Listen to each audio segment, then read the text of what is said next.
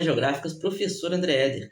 Hoje trago um conteúdo direcionado aos alunos do 7º ano, para que a gente saia um pouco da apostila, da rotina da sala de aula e relembre aqui, através desse vídeo, alguns detalhes importantes do conteúdo. Você já parou para pensar que dentro de uma mesma região brasileira podemos encontrar praias, florestas, áreas semiáridas, serras, rios e diferentes formas de ocupação humana? Hoje vamos viajar por duas importantes regiões do Brasil, o Nordeste e o Sudeste. Prepare o mapa, porque a nossa viagem geográfica vai começar. Vamos iniciar pela região Nordeste, falar das paisagens, economia e cultura. O Nordeste é uma região marcada pela diversidade natural.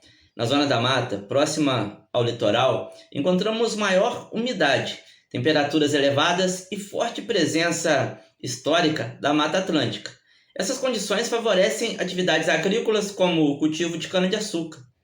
Já no sertão, predomina o clima semiárido, com chuvas irregulares e períodos de seca. Por isso, a disponibilidade de água é um fator fundamental para a agricultura e a pecuária. Mas atenção, semiárido não significa ausência total de agricultura. Em áreas que possuem irrigação, especialmente nos vales dos rios, é possível desenvolver uma agricultura bastante produtiva, inclusive com produção de frutas destinadas à exportação.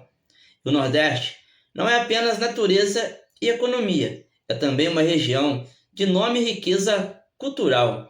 O forró, a literatura de cordel, as festas populares, o artesanato e a culinária revelam a história, os costumes e a relação da população com o espaço onde vive.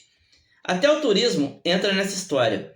Praias, parques naturais e patrimônios culturais atraem visitantes e podem gerar empregos e renda. Mas existe uma condição: turismo precisa ser planejado para não destruir justamente aquilo que atrai os visitantes. Agora, vamos para o Sudeste. Essa região também apresenta uma grande variedade de paisagens naturais. Encontramos serras, planícies, chapadas, vales e diferentes formações rochosas. Essas formas de relevo influenciam o clima, os solos, a vegetação, até a disponibilidade de água. Um exemplo importante é a Mata Atlântica, uma floresta tropical com grande biodiversidade, árvores de diferentes portes e forte influência na umidade vinda do oceano. Os rios também possuem enorme importância. Eles abastecem cidades, fornecem água para a agricultura e as indústrias, e são fundamentais para a geração de energia elétrica. Mas essas paisagens sofreram grandes transformações.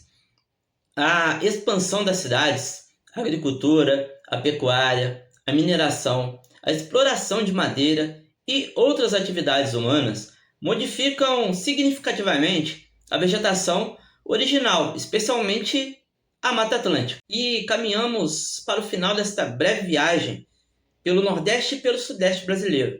Mas antes de terminar, vamos reunir algumas informações importantes que ajudam a entender como essas regiões estão conectadas pela natureza, pela economia e pelas ações humanas. No Nordeste, a diversidade das paisagens também aparece na agricultura. Entre os principais produtos agrícolas estão a cana-de-açúcar, milho, mandioca, feijão, algodão, coco, frutas tropicais e o cacau. E atenção para o cacau, que possui grande importância histórica, econômica, especialmente no estado da Bahia. Nas áreas irrigadas do semiárido, destacam-se frutas como manga e uva, produzidas em importantes regiões agrícolas e destinadas também ao mercado externo. Na pecuária nordestina, encontramos principalmente bovinos, caprinos, ovinos, suínos e aves. No sertão, a criação de caprinos e ovinos possui destaque por sua capacidade de adaptação às condições semiáridas. No Sudeste, a agricultura também é bastante diversificada. Destacam-se produtos como café, cana-de-açúcar, laranja, milho, soja, feijão e diversas frutas e hortaliças. O café, especialmente em Minas Gerais, em São Paulo, possui enorme importância econômica e histórica. Na pecuária, destacam-se a criação de bovinos, suínos, e aves, além de da importante produção de leite, principalmente em Minas Gerais. Existe ainda uma curiosidade: o solo de Massapê. O Massapê é um solo bastante argiloso, relacionado ao intemperismo de rochas sedimentares, como os argilitos. Quando está úmido, apresenta uma característica muito pegajosa. Por isso, existe uma explicação tradicional de que o nome estaria relacionado à expressão amassa pé, porque o solo grudava nos pés das pessoas. Agora, vamos olhar para o litoral. Tanto no Nordeste quanto no Sudeste, encontramos as restingas, ambientes costeiros associados a solos arenosos e uma vegetação adaptada às condições de vento, salinidade e pouca disponibilidade de nutrientes. Esses ambientes são muito importantes para a biodiversidade e para a proteção das áreas costeiras, mas existe uma ameaça: a especulação imobiliária. A valorização das áreas próximas às praias pode estimular a construção de hotéis, condomínios e residências. Quando essa ocupação acontece sem planejamento, pode provocar desmatamento, ocupação de áreas ambientalmente frágeis, erosão e perda de biodiversidade. E nas grandes cidades, principalmente nas áreas mais urbanizadas e industrializadas do Sudeste, encontramos outro problema ambiental: o smog. Você sabe de onde vem essa palavra? Smoke mais fog. Smoke significa fumaça e fog, neblina, ela vem do inglês. Assim, smog é uma espécie de névoa ou neblina contaminada pela poluição. Esse fenômeno está relacionado principalmente à queima de combustíveis pelos veículos e à emissão de gases pelas indústrias. Agora vamos ampliar ainda mais nossa visão e olhar para o mar. O Brasil possui uma importante área marítima, conhecida como Amazônia Azul.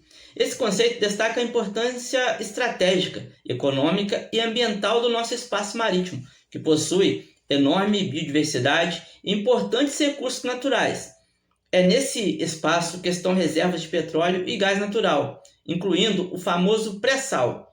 O pré-sal corresponde a importantes reservas de petróleo localizadas abaixo da espessa camada de sal no subsolo marinho.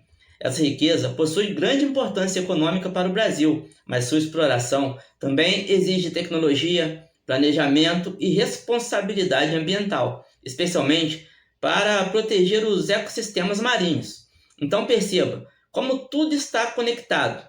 A paisagem natural influencia a economia, o relevo influencia os solos e a agricultura, a disponibilidade de água influencia a produção, o litoral influencia o turismo e as atividades econômicas, e as ações humanas também transformam profundamente essas paisagens, seja pela agricultura, pela pecuária, pela industrialização, pela urbanização, pela mineração, pelo turismo ou pela exploração dos recursos naturais. Por isso, a grande pergunta da geografia é: como desenvolver economia sem destruir os ambientes naturais aos quais dependemos, ou melhor, dos quais dependemos?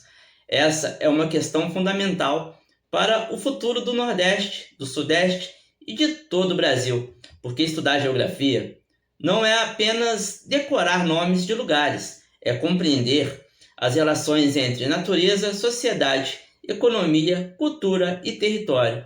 Forte abraço, que Deus abençoe, até a próxima!